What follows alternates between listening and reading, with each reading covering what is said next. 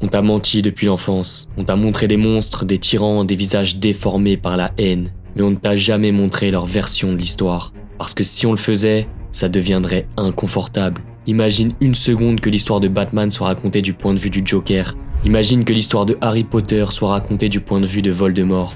Imagine que l'histoire du Wakanda soit racontée par Killmonger. Qui serait le héros? Qui serait le méchant? Parce qu'au fond, le méchant n'est pas celui qui veut détruire le monde. C'est celui qui pense que le monde doit être corrigé et qu'il est le seul à pouvoir le faire. Aujourd'hui, on ne va pas analyser des antagonistes, on va disséquer une idée. Pourquoi les méchants pensent être les héros? Et plus on va avancer, plus la frontière va devenir floue. Allez, jingle. And here we go.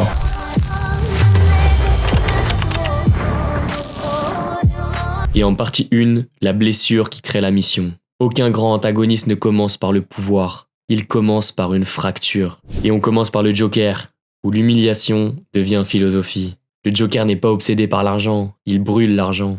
Il n'est pas obsédé par le pouvoir politique, il veut démontrer que le système moral est fragile. La scène des ferries n'est pas un simple piège, c'est une expérience. Il force deux groupes à choisir qui mérite de vivre. Dans sa logique, il n'est pas le monstre, il est le révélateur. Et c'est pour ça qu'il dit à Batman, ces gens ont besoin que tu leur dises quoi penser. Il pense libérer Gotham de son hypocrisie. Sa blessure, le rejet social, l'échec, l'invisibilité. Il a cessé de croire aux règles, alors il les expose. Et on peut aussi parler de Killmonger, où la colère se transforme en révolution. Killmonger n'est pas fou, il est structuré, il a été formé par le système qu'il méprise. Il connaît la guerre, il connaît l'oppression, et quand il accuse le Wakanda d'avoir abandonné son peuple à travers le monde, il ne ment pas. Il voit l'inaction comme une complicité. Il ne veut pas seulement prendre le trône, il veut redistribuer le pouvoir mondial. Son erreur, il pense que la domination inverse est une solution, mais dans sa tête, il est le seul assez courageux pour agir. On peut aussi parler de Magneto et de la mémoire du traumatisme. Magneto a vu l'horreur humaine, il a vu jusqu'où peut aller la haine. Quand il regarde les humains, il ne voit pas des voisins, il voit une menace future. Son raisonnement est simple, si nous sommes plus puissants, ils nous craindront. Et s'ils nous craignent, ils ne nous extermineront pas. Il se voit comme un protecteur, mais en frappant en premier, il recrée exactement ce qu'il redoute. On peut aussi parler du bouffon vert et de son ego fracturé. Norman Osborn veut sauver son entreprise, il veut rester au sommet. Le sérum amplifie ce qui était déjà là, la peur de l'échec. Il développe une vision du monde brutale. Les faibles méritent d'être écrasés. Il ne se voit pas comme cruel, il se voit comme réaliste. Face à lui, Spider-Man croit encore à la responsabilité. Même pouvoir, deux visions du monde. En partie 2, la peur cachée derrière l'idéologie. Maintenant on descend plus profond. Derrière chaque idéologie extrême, il y a une peur. Et on commence avec Voldemort, la peur d'être insignifiant. Tom Jedusor grandit sans amour. Il découvre qu'il est spécial et il refuse de redevenir ordinaire. Ses Horcruxes sont une déclaration. Je refuse de disparaître. Mais chaque fragment d'âme le rend moins humain. Face à lui, Harry Potter accepte la mort. Dans la forêt interdite, Harry marche vers sa propre fin. Il accepte ce que Voldemort refuse. Et c'est là que se trouve la différence. Et maintenant on va parler de Dark Vador. Quand l'amour devient contrôle. Dark Vador n'est pas né tyran. Il était un enfant esclave, il a perdu sa mère, il a peur de perdre Padmé.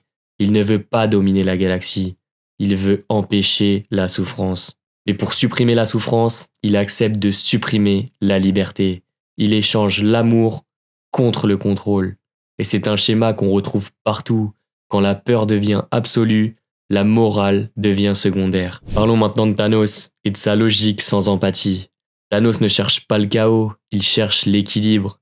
Il voit l'univers comme une équation. Il supprime la moitié pour sauver l'autre moitié.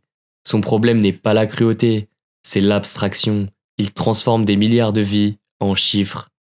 Et dans sa tête, il porte un fardeau que personne d'autre n'a le courage de porter. Tous ces personnages pensent être nécessaires. Ils pensent que sans eux, le monde sombrera. Et c'est là que la vraie question commence. À partir de quel moment la conviction devient-elle dangereuse? En partie 3, le charisme de la certitude. Il y a quelque chose de profondément troublant chez les grands antagonistes. Ils ne doutent pas, ou du moins, ils ne montrent pas leurs doutes. Et dans un monde où tout le monde hésite, la certitude devient magnétique. Revenons sur le Joker. La liberté absolue, Le Joker n'a pas de plan à long terme pour gouverner Gotham. Il a un plan pour la révéler. Quand il se fait arrêter volontairement, ce n'est pas un échec, c'est une étape. Il manipule les policiers, les criminels, les citoyens. Il anticipe les réactions humaines. Il comprend une chose que peu de personnes osent affronter. Les gens ont besoin d'illusions. Il dit à Batman que les règles ne tiennent que parce que personne ne les pousse vraiment. Le Joker incarne une liberté radicale. Il n'a rien à perdre. Et quelqu'un qui n'a rien à perdre est imprévisible. C'est ce qui le rend puissant. Passons à Killmonger et de sa posture du révolutionnaire. Killmonger ne supplie pas, il accuse. Sa posture est celle de quelqu'un qui ne doute plus. Il ne cherche pas l'approbation morale. Il affirme que l'ordre mondial est corrompu et il agit en conséquence. Il incarne la tentation moderne, la radicalité face à l'inaction. Mais la radicalité sans nuance devient destructrice.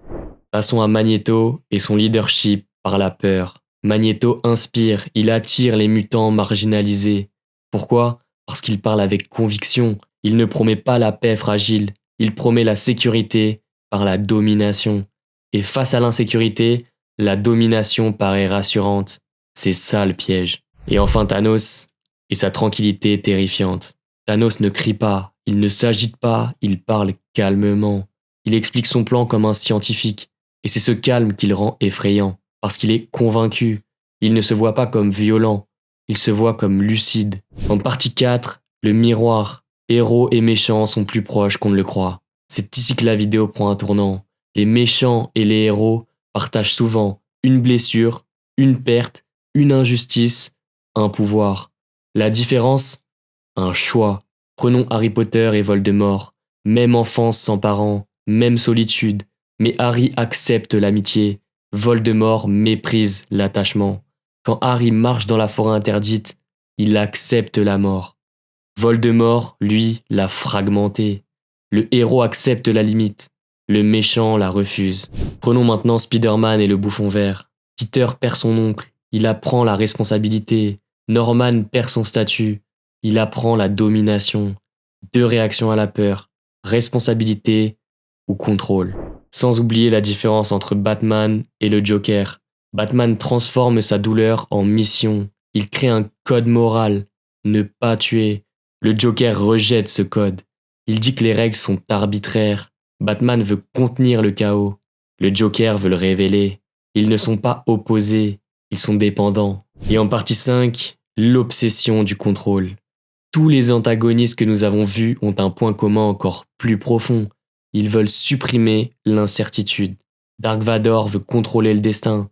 Il ne supporte pas l'imprévisible. Il ne veut plus jamais être impuissant.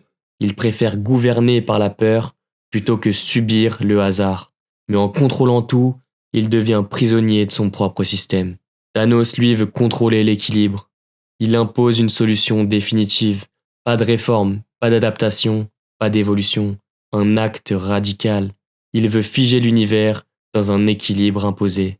Et on va même ici parler de Walter White, qui contrôle son identité. Walter White commence par vouloir laisser de l'argent à sa famille, mais très vite, il ne supporte plus d'être perçu comme faible.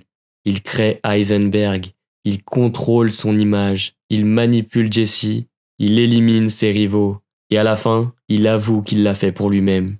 Il voulait se sentir vivant, puissant, important, il ne voulait plus subir. En partie 6, la vérité finale. Maintenant qu'on a traversé tous ces univers, on peut voir le mécanisme. Le méchant pense être le héros parce qu'il a identifié un problème réel. Il a développé une solution cohérente. Il refuse d'accepter les limites morales, humaines ou naturelles. Et il est convaincu d'être nécessaire. Le problème n'est pas l'intention. Le problème est l'absence de doute. Le héros doute, le méchant est certain. Et la certitude absolue est plus dangereuse que la haine. Maintenant, il y a une question qui reste. Si tu avais le pouvoir de supprimer la criminalité en éliminant tous les criminels, le pouvoir d'empêcher la guerre en imposant un ordre mondial, le pouvoir d'empêcher la mort en contrôlant la vie, est-ce que tu le ferais ? Et à quel moment basculerais-tu ? C'est ça la vraie question. Parce que le potentiel du méchant n'est pas une anomalie, c'est une possibilité humaine. Et peut-être que la différence entre héros et antagoniste ne tient qu'à une seule chose. Accepter que le monde ne puisse pas être parfait. Merci d'être allé au bout de cette vidéo. Si elle t'a plu, like et abonne-toi. Ma prochaine vidéo sera du même style, mais cette fois sur les héros. Allez, ciao!